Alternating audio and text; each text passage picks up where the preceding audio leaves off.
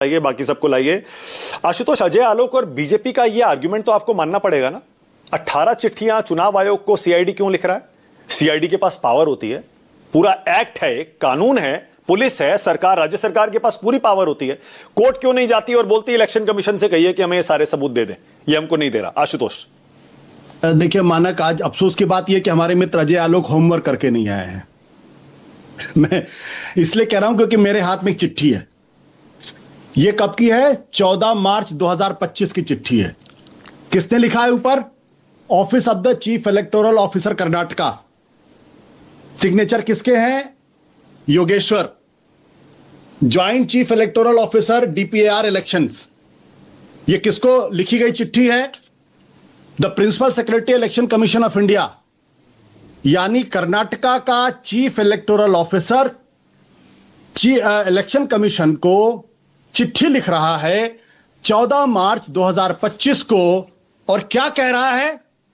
कह रहा है कि मेरे पास 18 रिमाइंडर आए हैं। आप इन रिमाइंडर के आधार पे वो इन्वेस्टिगेटिंग ऑफिसर कुछ जानकारियां मांग रहे हैं। नीचे ये लिखा हुआ, मैं पढ़ के सुना देता हूं। I am directed to forward the above request for kind perusal of the Honorable Commission and to request, ध्यान रखिएगा, to request that the information sought by the investigating officer may be provided from ICT division of the ECI। यानी कर्नाटक का chief electoral officer जो election commission का हिस्सा है, वो केंद्र में दिल्ली में बैठे हुए ज्ञानेश कुमार जी को चिट्ठी लिख रहा है और कह रहा है कि कुछ इंफॉर्मेशन मांग रहे हैं, आप कृपया वो इंफॉर्मेशन दीजिए। ये चिट्ठी है।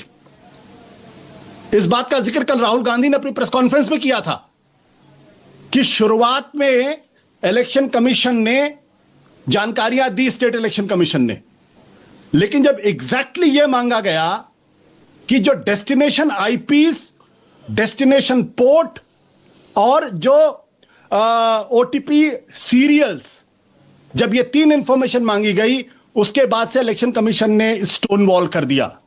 लगातार रिमाइंडर वहां के सीआईडी ने इनको भेजा और ये बाकायदा लिस्टेड है कौन कौन सी तारीख को कौन कौन सी भेजी गई। ये देख लीजिए, 1 2 3 4 5 6 7। और खुद चीफ इलेक्टोरल ऑफिसर ने इन रिमाइंडर्स का डेट के साथ किसको भेजा गया इसका जिक्र इसमें किया है।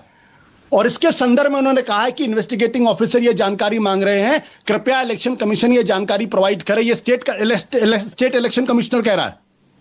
अब इससे ज्यादा क्या इंफॉर्मेशन होगी? कौन झूठ बोल रहा, कौन सच बोल रहा, कौन झूठ बोल रहा, कौन